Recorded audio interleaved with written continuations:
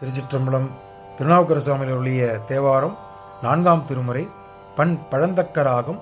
நாடு சோழநாடு, காவேரி வடகரை. தலம் திரு ஐயாறு. பதிகம் 13, பாடல் 5. சடையானே சடையிடையே,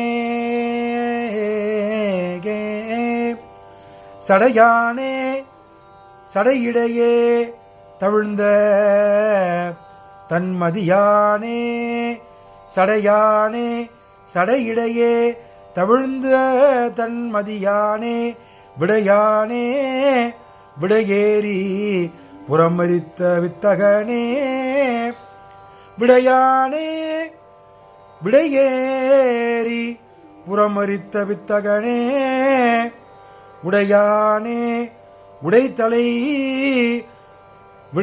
உடையானே உடைத்தலை கொண்டுருன் பழி சூழலும்,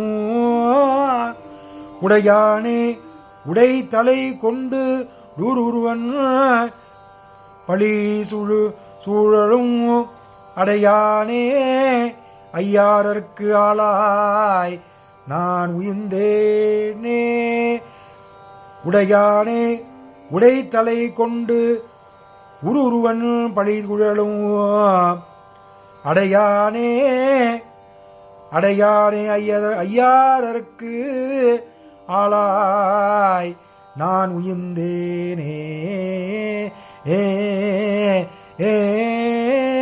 திருச்சிற்றம்பலம். திருச்சிற்றம்பலம். இந்த 5ஆம் பாடல் விளக்கத்தை பார்த்து விடலாம். இதிலையும் சுவாமியை, இந்த பாடலையும் சுவாமியை வர்ணிக்கின்றார். சடை உடையவனே, சடையில் தவழும் குளிர்ந்த பிறையை உடையவனே, அதாவது சந்திரனை தலையில் வைத்து கொண்டார் அல்லவா, அதை இந்த பாடலில் மேற்கோள் காட்டுகின்றார்.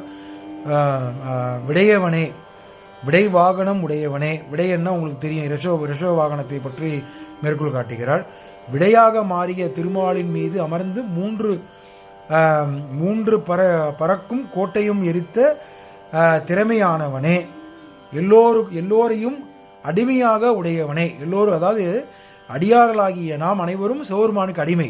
அதை இந்த பாடல் எல்லோருக்கும் அடிமையாக உடையவனே. மண்டையோடை கொண்டு ஊர்தோறும் பிச்சைக்கு அலைபவனாக காட்சி அருள்பவனே. இதை பிச்சாண்டர் குலத்தை சுவாமி பிச்சாண்டர் அவதாரத்தை எடுத்து திருவிதி உலா சென்றார் அல்லவா, அதை இந்த பாடல்களில் மேற்கோள் காட்டுகிறார்.